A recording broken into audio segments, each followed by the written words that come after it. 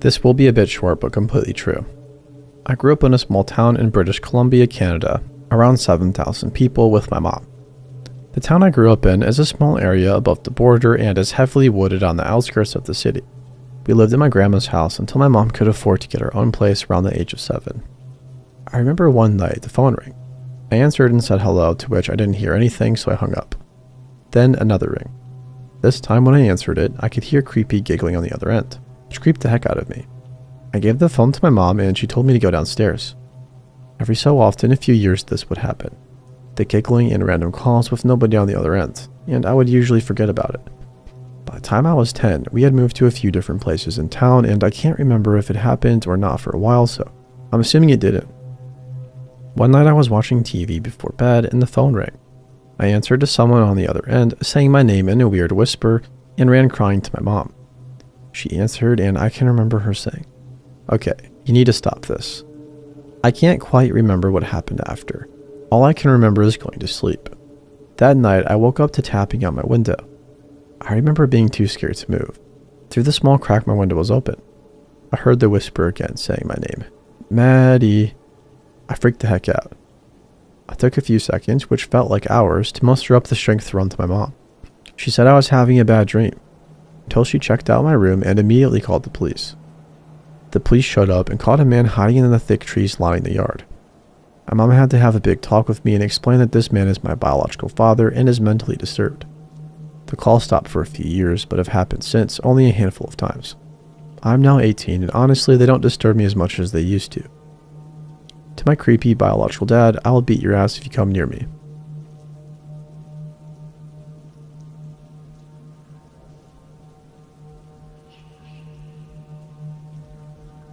I have both loved and been creeped the heck out while reading these stories. I have a couple that I would like to share. First, let me say that my mama was a mama bear. Probably a bit overprotective, but as we were entering the era of Adam Walsh, who could blame her? She kept a close eye on me and my sister. She was so protective that I found myself shrinking whenever there was a moment that I should have used my voice. My mom was my voice. This will come into play later. This particular Sunday, I was about 8 years old. Come to think of it, this was before Adam Walsh, around 1978. We drove to Shreveport to pick up my nanny, Grandma, and take her to lunch. We only lived an hour away and usually did this once a month. Our routine included lunch at Piccadilly and the mall, and then shopping or looking around. My favorite store was Hallmark, not for the cards ironically. I loved to look at the trinkets, journals, and ornaments. My mom knew this and so allowed me and my sister to go in. She and my nanny would sit on a bench right outside the store where she could look in at us through the glass. I had just walked in and was admiring the ornaments halfway back in the store when I heard, "Excuse me," behind me. I turned to see a boy, maybe 10 to 12 years old, standing behind me. "Hi, may I ask you a question?" he said. I remember even at my young age that the boy was very well spoken, almost like a salesman. His accent was not from the South. It sounded Midwestern or possibly Northern.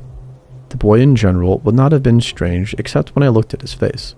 He had a black eye and lacerations on his cheek covered with a band-aid.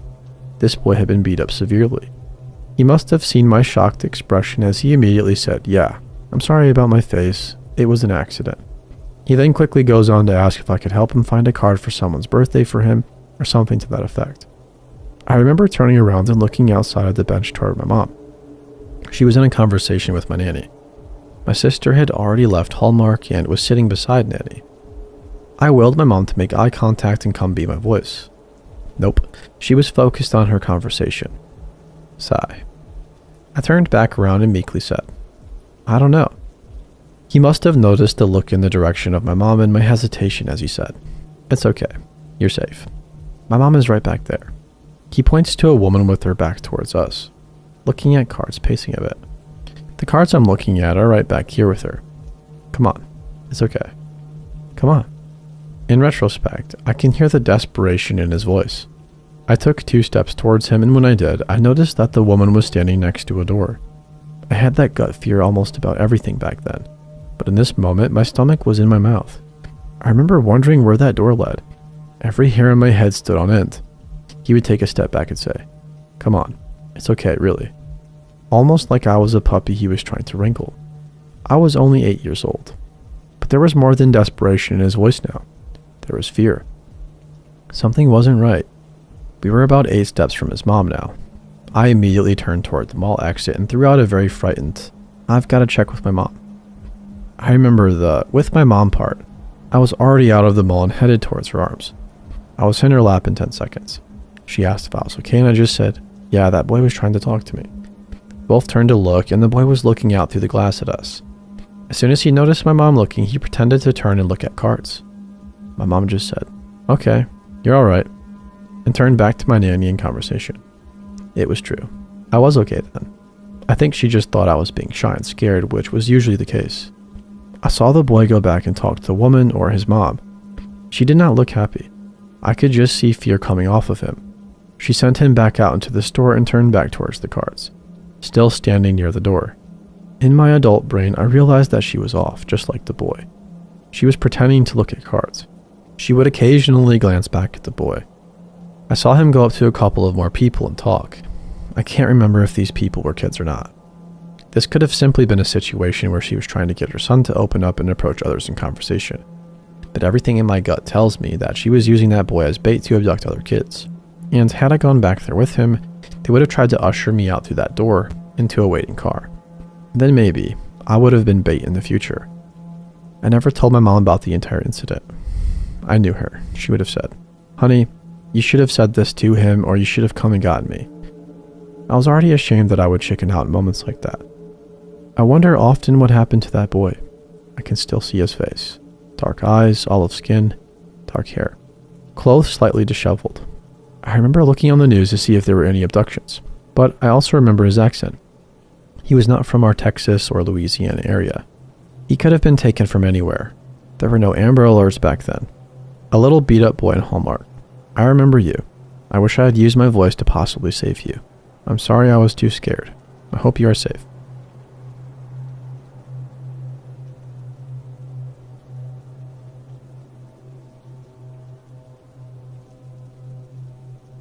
In respect for my best friend, whose life was a mess as a child, I've been keeping this story inside for a very long time. I'm going to be completely honest, I've never even spoken a word to my mother. At first, it was fear of getting social services involved. Then, after they got involved anyway, I guess too long had passed and I just figured she never really would benefit any from knowing. This all happened when we were 11 years old. I'm 29 now. It all sort of feels like a surreal dream. This feels like the appropriate place to get it out. Names changed, of course. When I was in elementary school in Canada, that's K through 6, I was an awkward child. I have high-functioning autism, and while my grades were great, my social functioning was lackluster. Still is, if I'm honest. This left me with a fairly small, very colorful group of friends. 2 of the closest are Jesse and Katie. I came from a fairly overprotective household. My mom watched me like a hawk, and thus I was a naive kid. I didn't really understand that a lot of the oddness and dysfunction that would come out of my 2 friends had to do with problems at home. We were never allowed at Katie's house. I think her mom was extremely overweight to the point of hardly being able to move and she was embarrassed of it. Jesse's house, however, was only a few blocks away from the school. We ended up there a lot. Her parents were divorced and her mom was deaf and mute. My mom and her would communicate through notes and I would go over while she at first would always seem slightly erratic. There were no real red flags.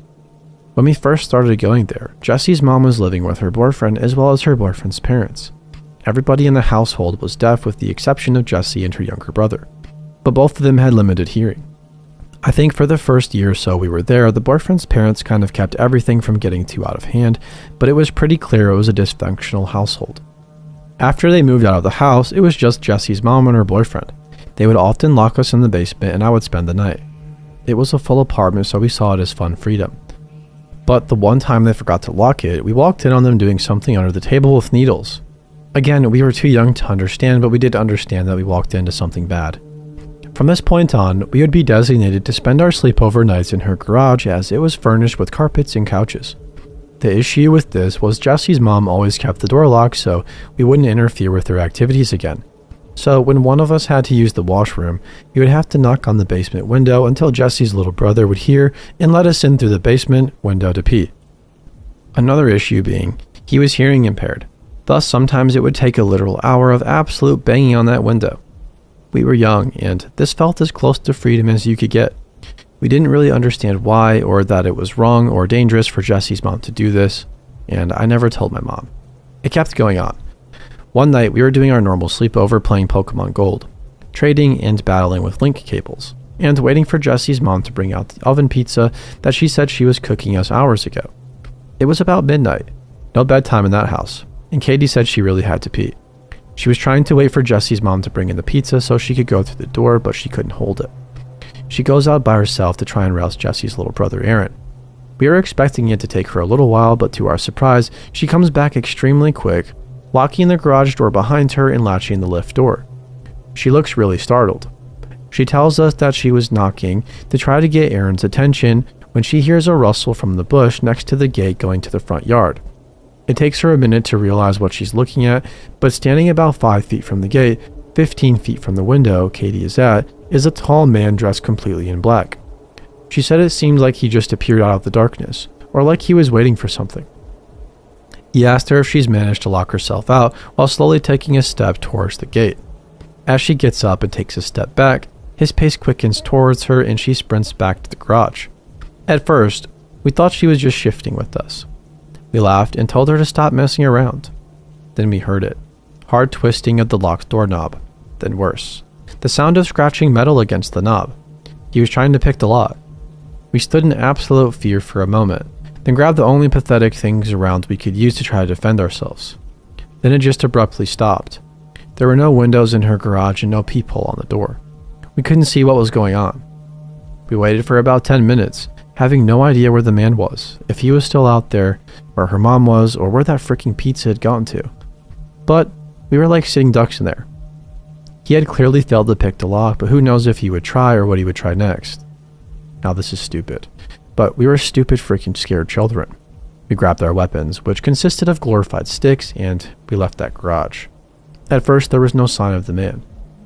We moved towards the downstairs window and started slamming on it, screaming and pleading for Aaron to open it. Again, that's when we heard it. It was an almost sing-song, mocking voice that rang out. Well, hello again. 3 men, all in black. The one in the middle had spoken. They made a move forward. We once again sprinted back to the garage. This time, they just straight tried to kick in the door, all 3 of them stomping and kicking. It was close to giving in, and then everything stopped. Jesse's mom had come out the back door, pizza in hand, and startled them. She ran back inside and got her boyfriend and his 2 other friends. Users travel in packs, and they were able to chase them off with some actual weapons. I'm guessing we were still inside the garage. We could honestly just hear it. The adults stayed in the backyard all night, weapons in hand. One person even sat on the roof with a compound bow. Night turned to morning and it all settled down. We never stayed at Jessie's house for sleepovers after that. She was put into the care of her grandparents shortly after. It took me a really long time to actually grasp what happened that night, but considering they never called the police, I'm fairly sure we almost got literally murdered over some drug debt Jessie's mom had. Literally can't imagine the evils that could have gone on that night if fate wasn't on my side. Something tells me those 3 men were way too happy to find children to take as penance, and it would hardly have just been a straightforward murder. Still makes me shudder.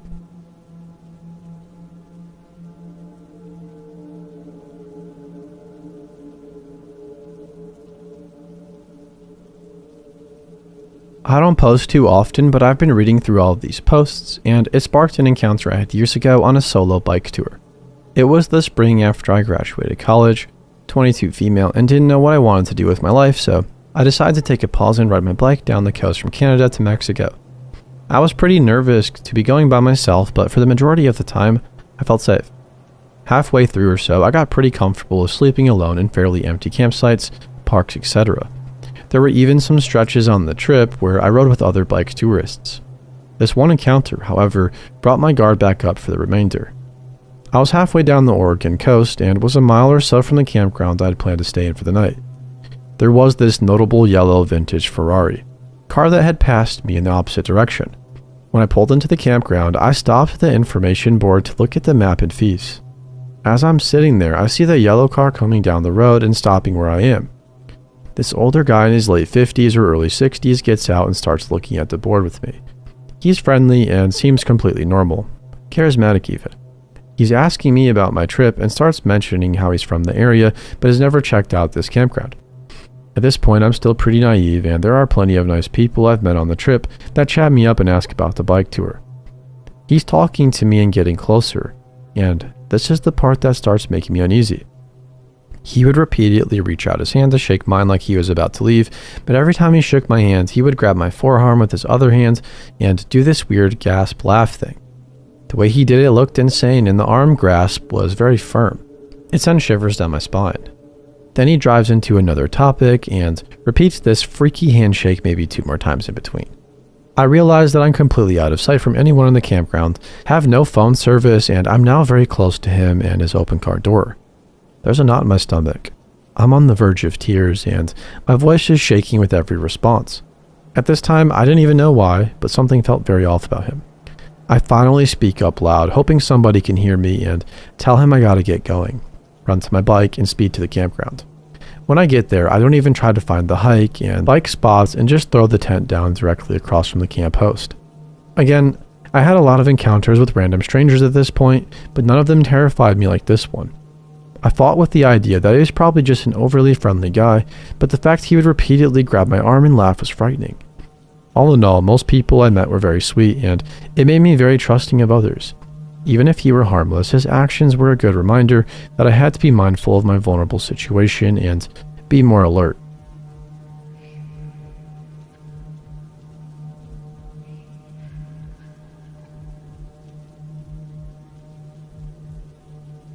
I used to order a lot of pizza. I love pizza.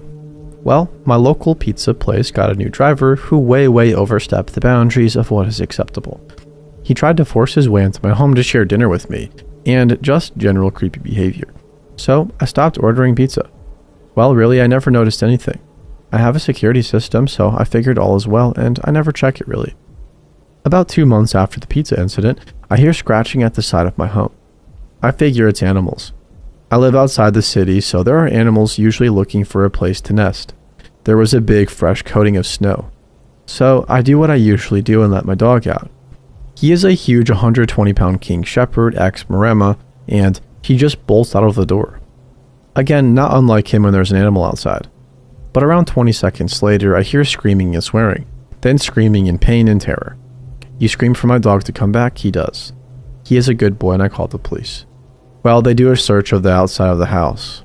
What they find is blood, lots of it, and pry marks at the side of it. We go through the footage, and sure enough, there's a person who is trying to force open the window. The dog charges him and tears up his ass and leg pretty bad until I call him back. He gets up and limps off my property. Well, at the front of my property, the entrance to my drive, I have a camera. It's well hidden. I get the guy going to his car and his plate. The cops take it and go to the hospital. There was a lot of blood and the person would need medical attention. Well, the guy said, "Oh, I was trying to surprise my girlfriend and I fell. Man, I am a widow. I never plan on dating again for the rest of my life." But they come back to my house, tell me this, and show me a picture. Surely enough, it was the pizza guy. They found rope, duct tape, a camera, and a knife in his car. So, take that shit seriously.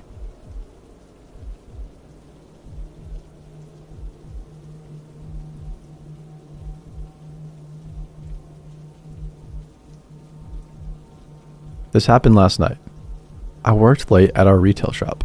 We close at 5 p.m. except for 6 weeks during the summer when there are street dances from 7 to 9 right out in front of our place. We are one of the sponsors and we give 2 $25 gift certificates as prizes for each of the weeks. Since many folks who attend are on vacation here, I like to stay open during the street dance. If somebody wins, they can walk 50 feet over to spend their prize, even if it's the last night of their trip. Plus the music is cool. They always have a good band. So after closing and doing the books, I got home about 10 o'clock. Normal. It's just my wife and me plus the dog and 4 cats. We tend to go to bed and get up early. It's a rural area. We have neighbors, but we're on a quiet lake and it was all quiet and dark by the time I rolled in. The wife and I often sleep in separate rooms because she has trouble getting to sleep and I do not at all. I trained myself to go to sleep fast decades ago and it has stayed with me. I can often get to sleep in 2 or 3 minutes, and I snore. We both do, but I definitely take the laurels for volume. I have woken myself up with loud snoring more than a few times, so I was unsurprised and unbothered to see a note asking me to sleep in one of the spare bedrooms when I entered the dark and quiet house. Our main bedroom is in the finished basement and she was there. So I settled into the place I usually choose in the upper level. It's a double bed in a small bedroom that also hosts my laptop, the dog's feeding station, and a water fountain for all pets. I like the flowing water sound. I recently washed this set of bedding and reinstalled it back on this bed instead of changing it out for another set. Just part of normal household chores, but I know I'm the one who handled it the last several times in a row. It's pretty fresh. It has been used 3 nights since then. About 4 a.m. or so, my best estimate, I woke up feeling something odd and blocky on the edge of my bed nearest the wall away from me. And it wasn't just doing something loose. It was a hard squared off lump underneath the sheet. Not very small. Bigger than my hand, just a little. A really weird thing to feel at that time in that place. I told myself it was a weird dream and went back to sleep. I woke up at my normal time of 6 feeling a bit groggy. I fell over to the side of the bed where the blocky object had been. Still there. I pulled at the sheet and was able to remove it. It was a piece of 2x4, 6 or 7 inches long. Odd as heck. Convinced I was clearly still dreaming, I rolled over and went back to sleep. I woke up at about 6:30 feeling a bit closer to normal. Got up, had coffee and breakfast, did chores, tended critters and plants, and headed off to the shop. Got in this evening about 6. Watched Prey on Hulu with the wife. Agreed to sleep in the same places, ate dinner, did normal evening at home stuff, came into the room, and began getting ready for bed. Sitting on the cedar chest across from the bed is a 6 to 7 inch piece of 2x4. We haven't had any chunks of 2x4 sitting around this place in 6 years since I finished out the basement. I burned all the leftovers in our fire pit by the lake years ago. There have been no visitors and there is no lumber stored here, period, scrap or otherwise. I'm stumped as to how this piece of wood appeared where and when it did. It's enough out of place as to have me thinking I dreamt it when encountering it first. I don't have any known enemies, and it's not like waking up to a horse's head in the bed. What's the message to a piece of wood? Yet, I am a bit creeped out at how it could have got to be where it is. Are the trees sending me messages? What the heck? Anyone? Edit. I posted this last night just before going to sleep for the night. This morning I looked and the wood was still there, though it looks more like 4 to 5 inches long, so my sleepy brain overestimated the original length I stated. I experienced something else mildly odd. The desk light was on when I woke up.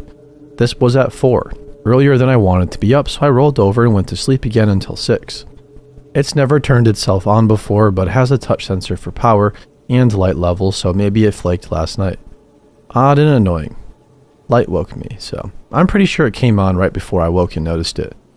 I have it turned so the digital clock face on it doesn't shine towards the bed because even that is too much light for me to enjoy trying to sleep through. I read the post on the vanishing lumber. Sounds like as good an idea as any. Though, if things are going to appear in my vicinity via tiny wormholes or whatever that means, maybe let's do money next. It appears to be a very normal piece of wood, 2x4, unmarred, no tooth marks, etc. For clarity, the chunk of wood was found underneath the fitted sheet in the bed. The fitted sheet was otherwise in place as expected. The layers of material in the bed are frame, box spring, mattress, mattress cover, fitted sheet, flat sheet, and comforter. There are also 5 pillows. I have acid reflux and extra pillows help reduce nighttime incidents. Also, I like one under my knees for an achy back. The dog is an elderly and small Sheltie. She doesn't really do toys. The wife and I are her toys. She herds us. She can barely jump up on that bed, but I have seen her get up there on her own. I have put her up, but as soon as I stop petting her, she's down.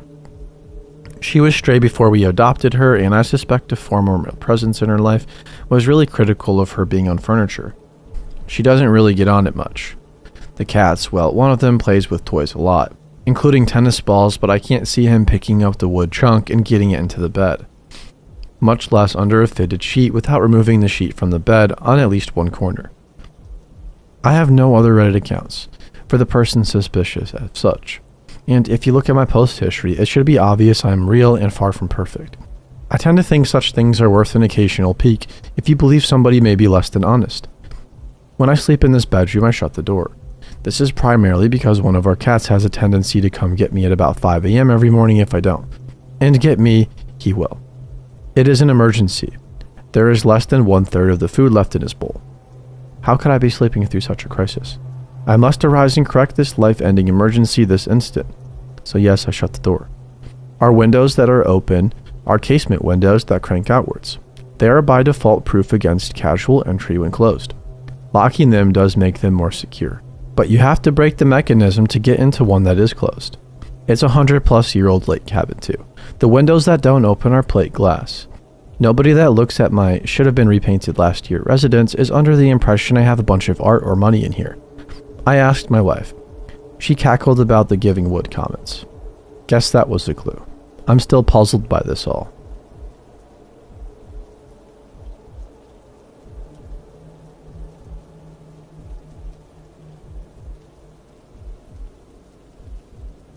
I'm sorry if this is long and reads like a fever dream. This happened on my 19th birthday. I was living in Vermont on a mountain away from home as a working student on a massive horse breeding farm. It was February and obviously very snowy. We left a multi-day out-of-state event in the evening to head back to the farm.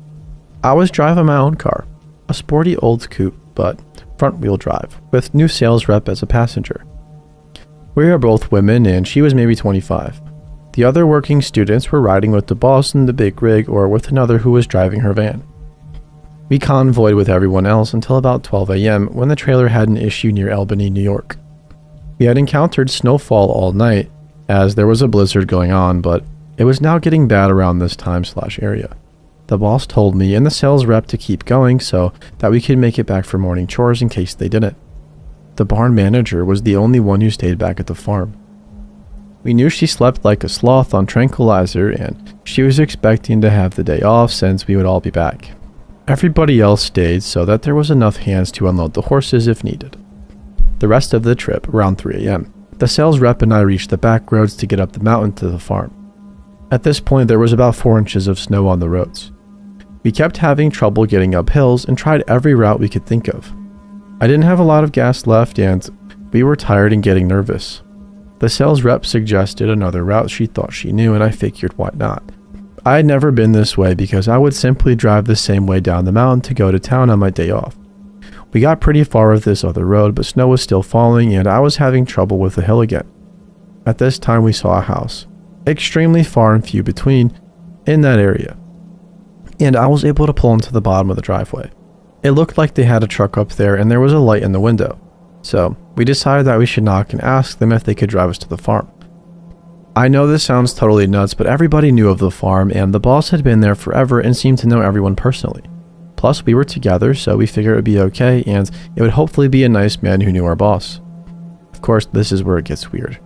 We are walking up and suddenly a dog starts viciously barking and lunging at the end of a very short heavy chain that is attached to a tree in a blizzard at night. This startled the heck out of us and obviously we didn't like it on an ethical level even, but the house was only a few yards away now so we sprinted to it.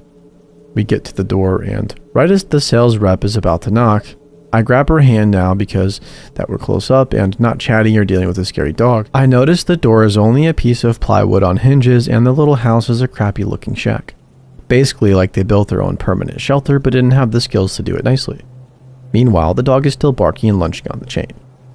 She sees what I see and we decide to back away and then end up running to the car because it was just one of those redneck properties that you imagine wouldn't appreciate visitors. It snapped us back into our senses that there could be multiple men inside or something dangerous, so especially considering the dog situation.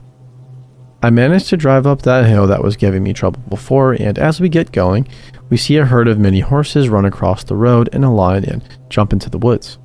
We had a good idea. Maybe not the best, considering what just happened, that if we found a farm along this road, it could be their horses and they'd be grateful for our help, catching them and driving us home.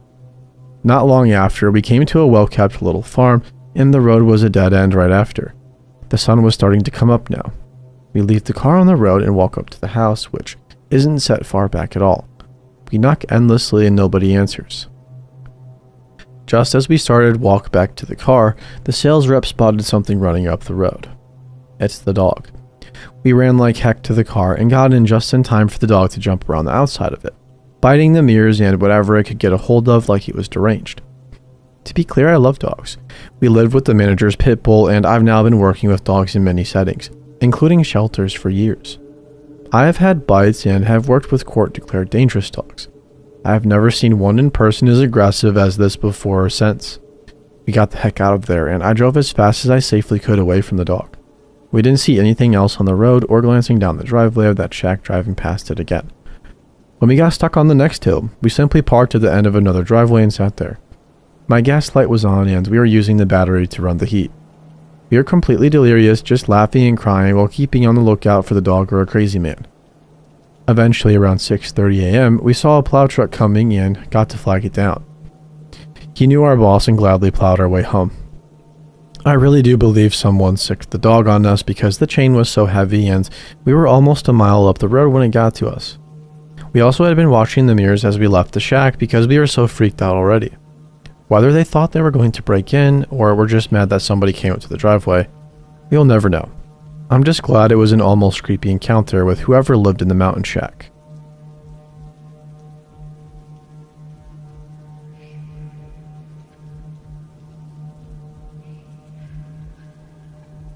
This is an oddly disgusting story.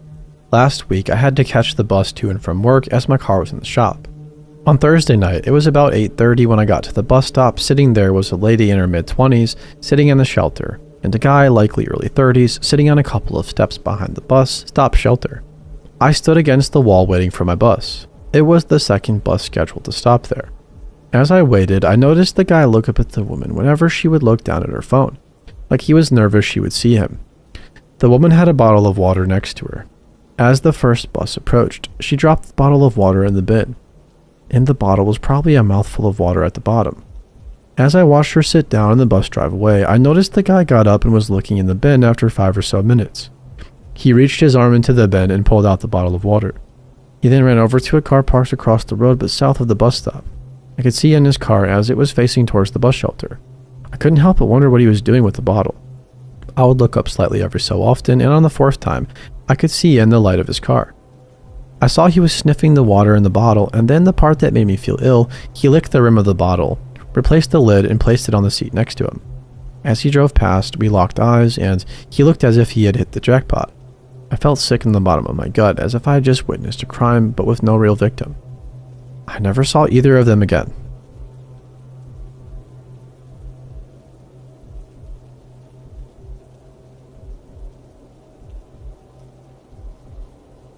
Okay, so this is long, but there's a lot of info.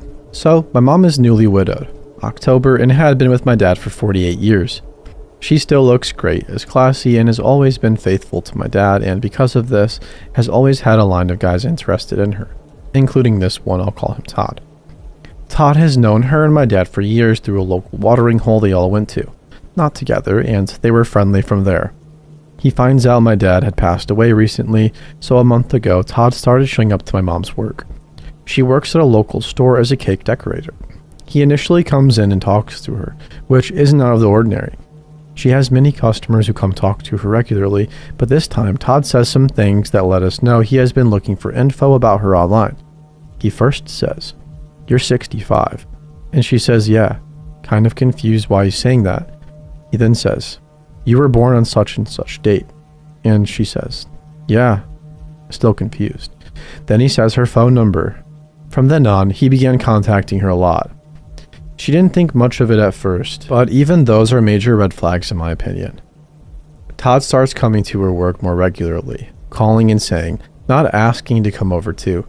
She would say no, but he would still show up and be super pushy about things. When he would show up, she would let him in but say, "Fine, but you can only stay a half hour," etc. He would come in. They would talk and sometimes have a drink, and she would tell him it's time to leave. This continues for a few weeks, and then I come home to visit. My mom hadn't even told me about him before this, and then she comes home from work one day and is noticeably worked up. She said she has a friend coming over and it is a guy.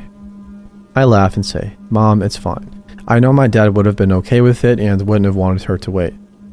He would want her to find somebody and be happy." She said they aren't dating or anything, but warns me that the other guy often acts like they are a couple even though they are not. So Todd comes over, and sure enough, he does just that. I'm confused initially, and by the way he is acting, it seems like they had been dating for a few months, and I'm wondering if my mom was just afraid to tell me. She's acting weird, but I can't put my finger on it. She keeps saying in front of him that he acts like they are a couple even though they aren't. He just laughs it off and tries to grab her hand or put his hand on her leg. Then she goes into another room and he tells me how nervous he was to meet me. He starts crying and I think for a moment he is going to ask if it is okay to propose because he is so serious and going on and on about how much she means to him. He tells me that my mom was sobbing to him and he hugged her and that she just sank into him. It was creepy AF. Of course she is going to be sobbing because her husband of 48 years just passed away and my dad adored her. He also makes some alarming comments like saying my mom spends too much money.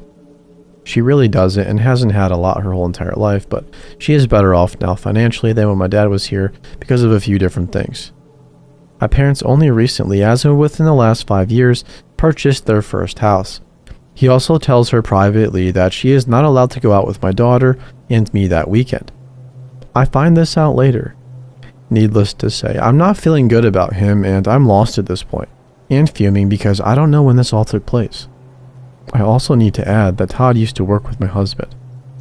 I wouldn't have even known as I didn't initially recognize the name, but my mom mentioned it to me. So I called to ask him about the guy, not even telling him why at first, and he instantly tells me he is a snake in the grass, untrustworthy, manipulative, and vindictive. He goes on to tell me that the guy was fired for stealing company time and reminds me that he has told me about him before. About 15 years ago, Todd told my husband at work that Todd would be married to my mom if it wasn't for my dad. I then remember the conversation and how we all laughed and joked about it back then. I'm also very concerned at this point because I realize he had had this obsession with her for over 15 years now. So I don't address it with my mom that night because I want to collect my thoughts and don't want to hurt her feelings. The next day, she has a hair appointment and Todd had heard her talking about it. I come back from the store and Todd's vehicle is in the drive. I'm not happy at all about it. I go in and he's there talking and standing with her in the kitchen. She tells me right away that he just stopped to see her hair real quick. I find out later he just showed up without calling. He also kept asking questions and seemed a little too interested in our St. Patrick's Day plans that first night. We were going to meet up with my grandpa and go out for a bit as we are Irish and it is a big deal in our family. I could see he was taking mental notes of what we were saying when we talked about it. So it wasn't surprising when he brought it up the next day at my mom's. I made it a point to barely say anything and he left a few minutes later. He leaves and I tell my mom right away that he is not freaking coming with us the next day. She immediately says okay and that she doesn't even really like him that much anyway, so she's fine with that. To my relief. Then he knocks at the door again and walks in and says he left his phone here. My mom says he couldn't have left it anywhere but the kitchen because they didn't go anywhere else in the house, but he makes a weird point of saying it must be on the couch when they were in there, and sure enough, it's there. Even though my mom swears they didn't even go in there. They are right next to each other and he easily could have set it there real quick while talking to her. I almost felt as though he was listening outside, but I can't be sure. So he leaves and I explained to her what my husband said. My husband was very concerned, mind you. To the point he said we needed to contact her work because Todd would try to get her fired as well as contact the police and let the neighbors know. I am very concerned for her safety at this point. She trusts my husband with her life, so she takes it very seriously and says okay. She goes on to tell me she had only been talking to him for a few weeks and that he kept stopping by even though she would tell him not to. She did kind of like him but wasn't really invested or anything like that, and I think honestly she just liked having somebody to talk to. She tells me that he was going through a divorce, but they hadn't finalized it because he was still on her insurance. I get that, but then he tells her that he just went to a lawyer to finally get it done. She tells him, well, I hope that isn't because of me or anything. And he tells her, well, I already paid $5,000 to the lawyer. It makes her feel obligated to him. I also find out from my uncle that he had a run-in with him. The very first week they were talking, Todd got my mom some tires for her car. She paid for them, he just picked them up. He drops them off and my uncle is shoveling the snow in her driveway. Todd comes up and doesn't even say hi or ask him who he is, but just says, how old are you? In a weird way. My uncle tells him and then explains how he is related. Todd doesn't respond and walks off into the house. When he comes back out, my uncle says, thanks again for doing that for her. We really appreciate it. Todd doesn't even acknowledge him and just gives him dirty looks, like he is jealous. I also find out that Todd told my mom some ridiculous story about my dad offering to do drugs with him at the bar, knowing my mom is against that kind of thing and she obviously can't question my dad. It is like he is competitive with my dad who isn't even here and infuriates me that he would badmouth him and say something that I know isn't true. So that brings us to St. Patrick's Day. Todd shows up to her work again and just says, "Give me your keys, I'm gonna wash your car." My mom says, "No, you can't take my car." He has never driven it before. He is just this pushy and presumptuous.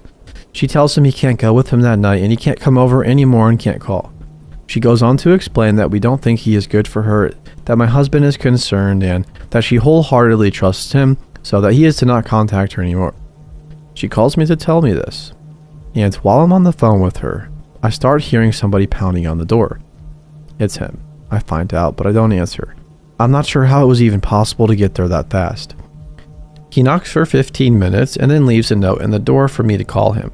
I don't call but text and tell him I got the note, but don't feel we need to have a phone conversation about anything. I tell him my mom explained the situation already. She doesn't want to see him anymore and he needs to respect that. He responds saying he deserves to know who said what. I tell him that's not necessary and we would have felt the same based on our interaction with him.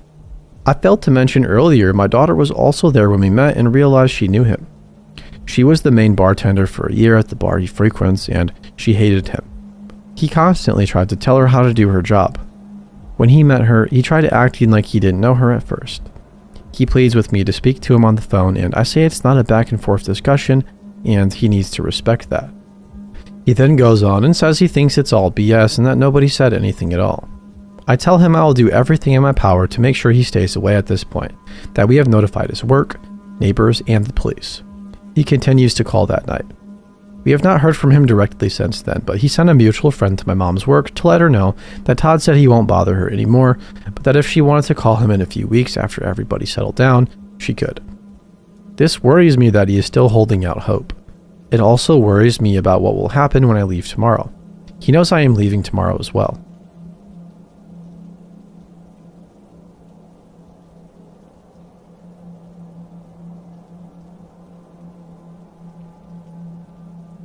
This happened a couple of summers ago as my boyfriend and I were driving home along a remote Forest Service road in British Columbia, Canada, returning from a camping trip. We are pretty familiar with the area we were in, having camped there several times before. Typically, the only people we encounter out here, a good 70 kilometers from paved roads, are fellow campers and off-road vehicles or logging truckers on the job. This particular day was beautiful, sunny, and warm, mid-June. We were bumping down the road at a good pace when we saw a man come out of the bush and began frantically waving at us. Very odd. We slowed down and came to a stop, with my boyfriend rolling down the window to see what this guy had to say. I was in the passenger seat, and as soon as we slowed down, I picked up a weird vibe. He was wearing a blue plaid construction worker's flannel coat, much too heavy for the warm weather, with khaki pants and work boots. He was clean-shaven with messy gray-brown hair, pale skin, and large glasses. He was maybe 50. Let me stress how unusual it is to run into somebody way out there without a vehicle. The guy was fairly soft-spoken and calmly, almost robotically told us that his car battery is dead. He asked us for a jump. Okay, sure. We believe in road karma and always want to help people out in trouble when we're in the bush. But where is the car? He tells us that he's been fishing all day and has been playing his radio, and it caused his battery to die. His car is down a very overgrown side road a little further up the main road. He walks ahead while we slowly follow behind him in our truck. Both my boyfriend and I are a bit weirded out, and we joke around with each other as we're following him that we hope he's not luring us in the bush to kill us. Except I legit felt on edge, and the joke didn't seem that funny. We followed him about 150 meters down the overgrown side road into a small heavily treed area, just wide enough for about 4 cars to park side by side. We never would have noticed this road if it hadn't been pointed out to us because bushes had nearly covered the entrance. Anyway, sure enough, there is a car there, an older model, beige Chevy car that looks very unsuited to the rough logging roads. The trunk is open for some reason and a blanket is draped over it. The hood was already popped on the car, so my boyfriend got out, grabbed our jumper cables from the back seat of our truck, and began attaching the cables to the car. Meanwhile, I swung my leg over the center console and slid into the driver's seat. I felt very uneasy and looked around the cab for anything that could be a weapon, all while telling myself I was being silly. But nonetheless, I wanted to be ready to act if something threatening happened.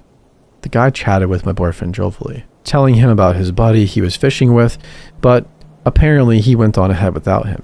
But his friendliness seemed forced. He stood back, allowing my boyfriend to do everything, lingering behind him watching while the boyfriend got the car batteries hooked up. There was an awkward pause, and my boyfriend had to prompt the guy to get in his car to crank it over. Throughout this, I sat in the driver's seat watching, feeling tense. The car fired up easily, and the guy got back out of his driver's seat. He said thank you in an oddly intense way. My boyfriend removed the cables and hopped onto the passenger seat without bothering to put the cables away properly, and the moment the passenger door closed, I was reversing back down the narrow side road with branches scraping across both sides of our car. We got onto the main road within moments and went on our way. My boyfriend told me that the guy watched us the entire time as I backed down the road. Could have just been a socially awkward guy with a legitimately dead battery, but I can't help but feel this guy's intentions were more sinister, and the fact that I stayed vigilant in the car and that my boyfriend was efficiently competent with the jumper cables helped us dodge a bullet. Not sure if the battery was really dead, but neither of us remember seeing any fishing gear.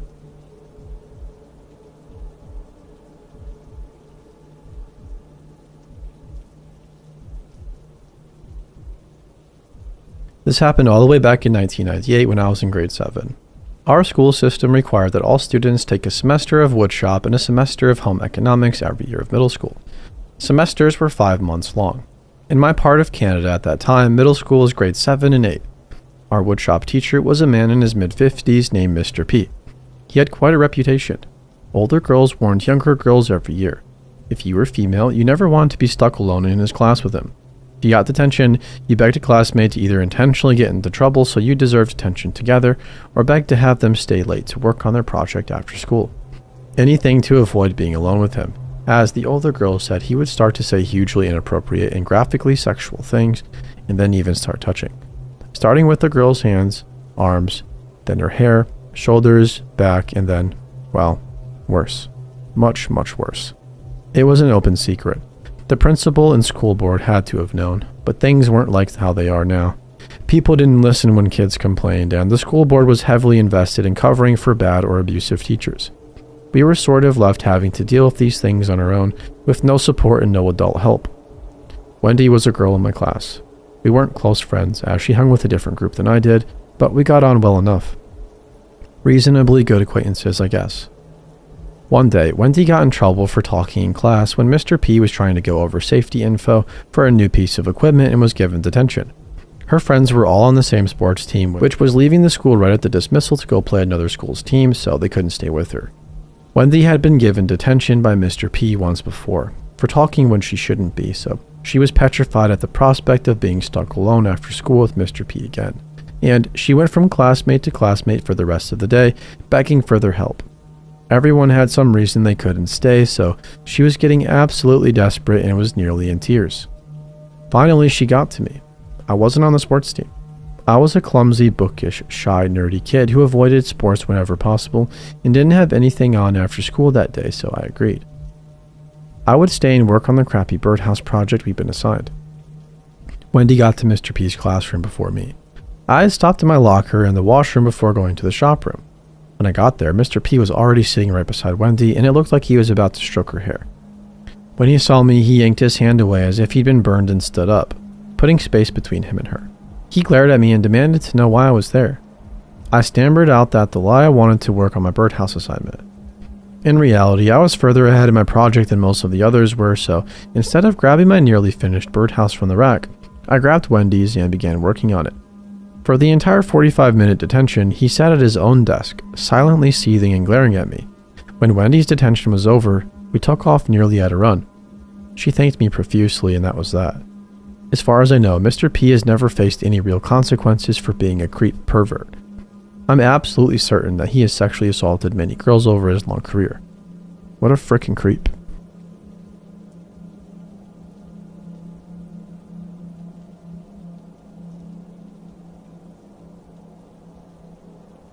A little over a month ago, I had gone to pick up an item from a seller who, for the sake of anonymity, we will call Mike, who lives in Canada.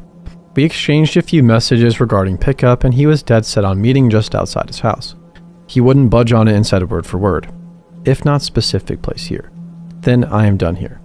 He seemed to have quite a stubborn and aggressive temper right off the bat, so I was hesitant to even meet him, but the item I was looking for was something that was sold out online everywhere, so the fact I found one for sale for much cheaper than its original price won me over. It turns out my gut instinct was right from the start, because when I went to do the pickup, it got worse. He told me he liked to kill and skin animals for fun. He tried to bribe me into his apartment or walk me back to where I was headed. He was asking where I lived in high detail, and at one point he even tried to put his hands on me, but I took a step back and stood my ground. He was asking a lot of really personal and quite frankly creepy questions, and though I didn't answer them in the ways he probably expected me to, I just tried to act polite and not upset him any further, as in his messages he was saying that he was angry and had a horrible day. Once we went our separate ways, he acted all giddy over the fact that the app supposedly links your phone number to your account, and that would be his way of keeping in touch with me. Needless to say, I blocked his account, as he seems to be a really dodgy and sketchy character.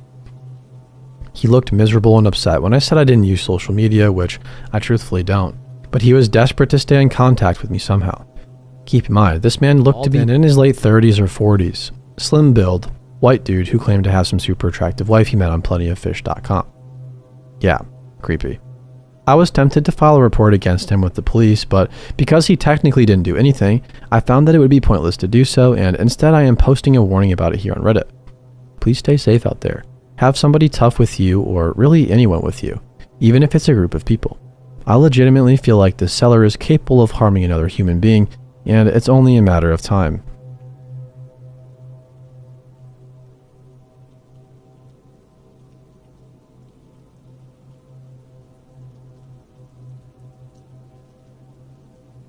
This happened to me almost 20 years ago, but it still gives me the creeps. I had booked a taxi with a licensed taxi firm, long before the days of Uber, to take me from a friend's house to my home in the early evening. It was dusk as the driver arrived. As I left the house to get into the car, he was coming to the house to get me, and for some reason, as he turned to walk back to his car with me, he briefly touched my shoulder with his hand. It wasn't lingering, but it was deliberate, and my immediate thought was, why is this guy touching my shoulder? My intuition said it wasn't right, but I was in my 20s and this guy must have been in his 50s, and I convinced myself that it was just something people from that generation did. I sat in the back. The journey should have been around 20 minutes from North to South London, and in the first 5 minutes of the journey, there was some initial chat where he told me I was his last job of the day, and he had no plans afterwards. When he told me that, I felt a pang of fear, but I thought, this guy is from a licensed firm. He's been identity checked and approved to do the job. His ID card with his name and photo and registration number was clearly displayed on the dash. He was from a firm my friend used regularly and had an account with, although she had not met this particular driver. My logical brain told me that he's clearly traceable to me if he decides to do anything, so he just wouldn't take that risk. Plus, it was early evening in a very busy area, and that made me feel safer. Also, by this time we were already on the road. I spent the next 15 minutes or so of the journey looking at my phone. I really don't know why. Maybe I was purposely trying to distract myself because I was nervous, but I felt my nerves were very unreasonable. This was the early 2000s, so the phone would have been basic compared to today's standards, but there must have been a game, I'm thinking snakes, or something on it that distracted me because I did not look out the window for some time until I noticed it was mostly dark, and when I did, I expected to be very close to my home. To my horror, I saw we were in some very deserted part of town I had never seen. This area was most certainly not on the way from my friend's house to mine. It should have been a straightforward drive through central London, and this was a very remote area with what looked like an abandoned housing estate and abandoned cars. I looked to the driver to ask where we were, but before I had the chance to say anything, I noticed he was repeatedly looking left and right down the dark alleyways we were going past. And I noticed we were slowing down. I also noticed he was breathing weird, very audibly, like in a sort of pumped, wound up kind of way.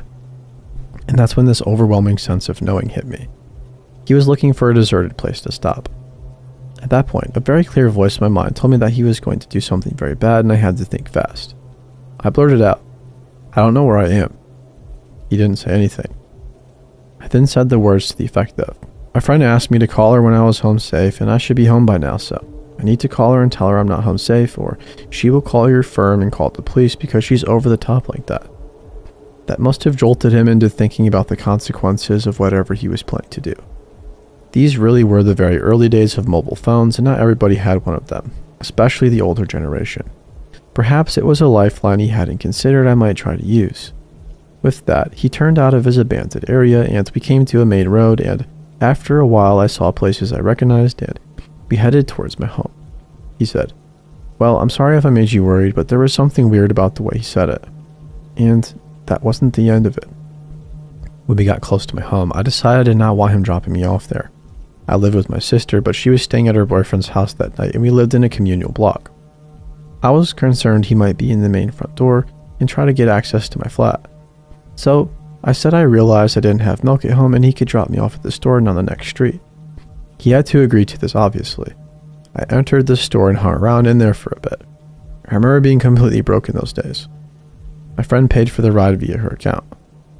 I did have milk at home and certainly wasn't going to buy some unnecessarily. So after a few minutes, I left the store and walked the 3 to 4 minute walk back to my flat. As I approached my flat, it was completely dark by now and the area around my flat was poorly lit. I saw a car parked facing the main door of my flat and I thought, oh man, it's him. And I know he would clearly be able to see I had no milk as I didn't even have a bag on me, so he would know I was lying. As I passed the car, I couldn't bring myself to turn to look at him, so I got my keys out, quickened my pace, and entered quickly.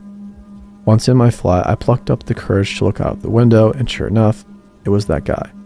He had driven from where he dropped me off to my flat and was sitting in his car staring at my flat. Just then my friend called and I told her I had just gotten home. She couldn't believe how long it had taken, around an hour when it should have been 20 minutes, and I explained the whole thing. As I was on the phone with her, I looked out the window again and he had finally gone. I didn't report any of this at the time, and from my safe vantage point of 20 years down the line, I regret it. But at the same time, I still doubted my gut instinct. Even though I had had this strong sense of knowing in the car, after the event, I convinced myself it was fleeting hysteria and my logical brain returned. My logical brain also told me that if I did report him, nothing could be done because he hadn't actually done anything I could prove, and if he admitted the detour, he could say he took a wrong turn and he would just deny having returned to my flat. But reporting him might cause trouble for him and he knew where I lived, and that scared me more. I was always cautious around my flat after that and thankfully never saw him again. I should have reported it. I know nothing would have been done and I would have probably created a bigger risk to my safety in so doing, but I should have reported it for other people's sake and I regret it.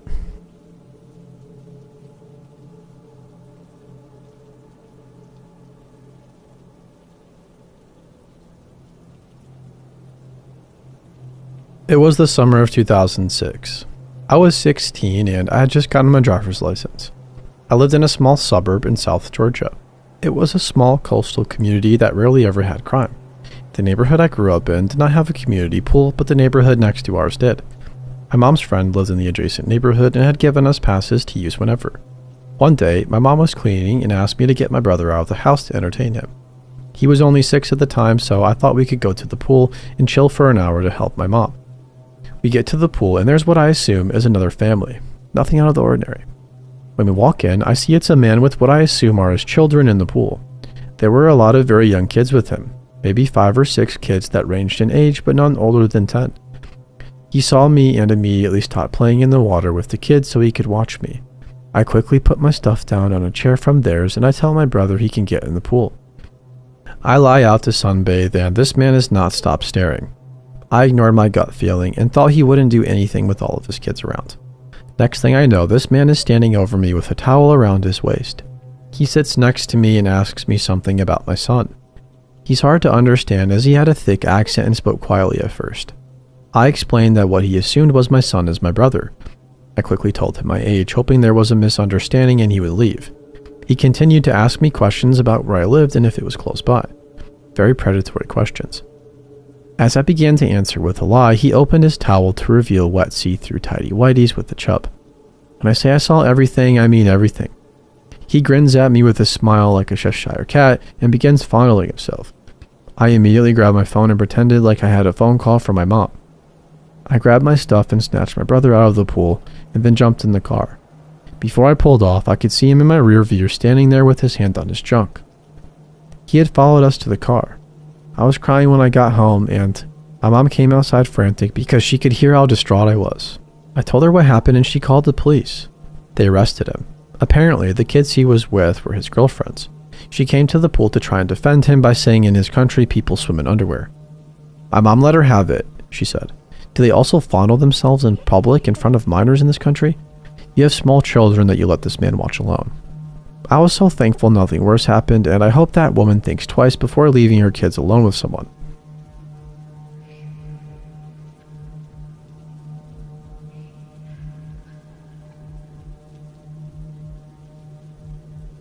So this happened about 8 years ago.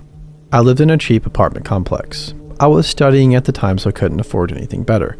With 3 other apartments on my floor, I lived on the 3rd floor. Of these 3 neighbors, I partially knew one guy. He was a young named Christian dude who used to work out at the same gym as I did. But the one living next to me really creeped me out. He was an older grumpy guy who never talked to anybody. Sometimes I watched him searching our trash but never found out what he was looking for or why he did that. One day at around 11 p.m. I heard some loud noises that sounded like somebody was coughing to death at the grumpy man's place. I got up and knocked at his door asking if everything was okay. I heard someone approaching the door. The old dude yelled from behind the door something like, "What the hell do you want?" He had a strong accent, so I barely understood him. I asked him if he needed help or an ambulance, as I heard the coughing through the wall. The only thing I got back was, "I'm fine. Will you screw off?" I got annoyed and went back to bed. At least nobody was coughing the rest of the night. After this night, he started watching me through his window every time I went outside to have a smoke. When I got my degree, I moved back in with my parents. Like I said, it was a pretty crappy place, and the guy next to me really started to creep me the heck out, so I just wanted out of there. 3 years later, I met Christian again, who told me that the guy next to me had strangled a prostitute in his apartment, and according to him, hid the body in his closet. He got busted as he tried to dispose of it in the woods near that apartment. He originally came from South Africa, where he sat in prison for 10 years for carjacking and almost killing a person. I often refuse to talk about this because I'm still shivering when I think back to the time I lived in this crappy apartment.